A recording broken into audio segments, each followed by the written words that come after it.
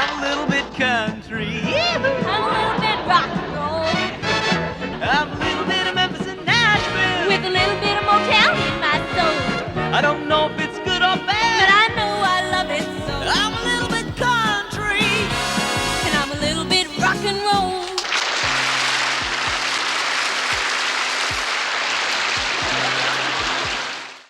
They were America's musical sweethearts, the smiling, squeaky clean Osmond family, dazzling millions with their harmonies, wholesome image, and matching outfits.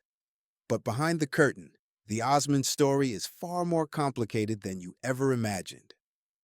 Today on Vintage Gossip, we're peeling back the curtain on the real Osmond family legacy, one filled with crushing pressure, personal tragedy, and secrets that nearly destroyed them. The rise to fame. It all began in Utah with 9 siblings and a dream. The Osmonds, Alan, Wayne, Merrill, Jay, Donnie, Marie, and Jimmy, shot to stardom as child performers on The Andy Williams Show. What is your name? Donnie. Donnie? Yes, sir. Well, how old are you? 5. 5, and you sing along with your brothers, huh? Yes, sir. Do you know, Yes, Sir, That's My Baby? Yes, sir. Yes, sir, that's my baby. No, sir, don't be maybe. Yes, sir, that's my baby now. She's a real good looker. Yes, ma'am, we decided. Yes, sir, that's my baby now. I don't mean maybe. Yes, sir, that's my baby now. Rodeo dog. Yes, sir, that's my baby now.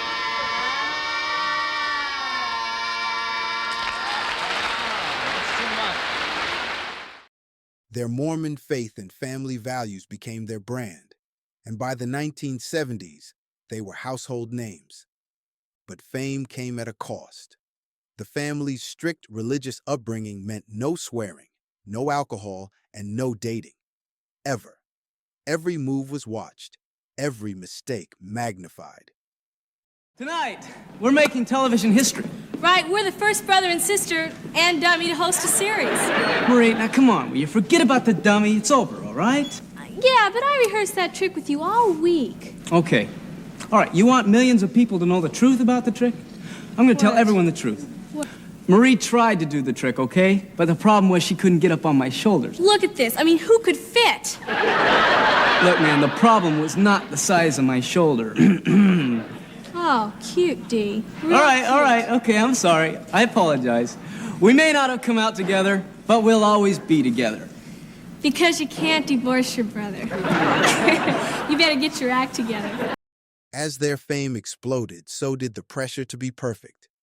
Donnie was dubbed America's Boy Next Door.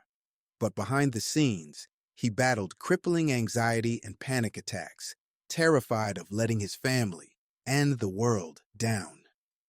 Marie, the only sister, faced relentless scrutiny over her weight and appearance. By age 15, she was already dealing with severe body image issues and would later reveal her lifelong struggle with depression and eating disorders. Even the brothers weren't immune. Alan and Wayne, the family's original leaders, quietly battled multiple sclerosis and hearing loss, diagnoses they kept hidden for years to protect their careers. But the biggest blow came in the 1980s, when the Osmonds' empire crumbled overnight. Bad investments left the family millions in debt. They lost their homes, their recording contracts, and almost everything they'd worked for. How did we lose the money? We were naive, and we signed our name to everything. How many orchards all of a sudden did we all of a sudden own and then lost? Orchards. I mean, almond orchards. You know what really hurt me, We though? provided the almonds for all the in-flight airlines. Right. I remember. Yeah, We and we found go, out that's that our company. companies did that. For me, it never felt like my money anyway. I don't know about you guys. You know, that's really I'd funny. sit in a meeting, and we would be worth a lot of money. And 60 million at one point. 100, I thought. Anyway, we'd sit around, and back It's funny then, money at that $100 point. million is a lot of money. That's $10 million a piece, okay? We'd sit around the table and we'd make, oh, we're going to do a movie, okay. But it never felt like my money. It's so There funny were a for you to lot of say it other because it never people. felt like our money, like the Donnie and Marie show. Marie and I made $25,000 a show each. We never saw a penny of that. Well, and you know, and you know what? Each one of us produced that. You know, really. The Did brothers. you ever make any money off the show? I never saw a penny, and I did all the dime, a little bit country, a little bit rock and rolls with you. I did every one with That's you. right.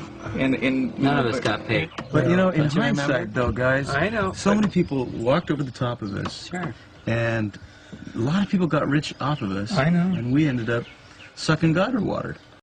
Marie's son Michael tragically took his own life in 2010 after years of mental health struggles, a pain Marie has spoken about with heartbreaking honesty.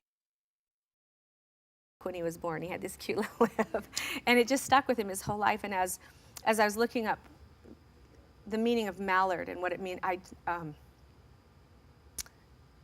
was my son. What was it? Just how they look so graceful on the water, but they're pedaling to save their life underneath. And that's depression, you know?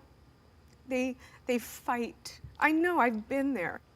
I was a 40-year-old woman driving up the coast of California, and there were times I thought, everybody would be better off without me. If you haven't been through depression, that may not make sense to you, but it is a real feeling. It is, would never have understood it if I hadn't have gone through it.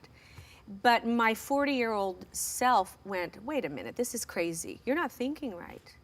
An 18-year-old doesn't have that wisdom. That's the terrible thing about suicide, is there's no closure.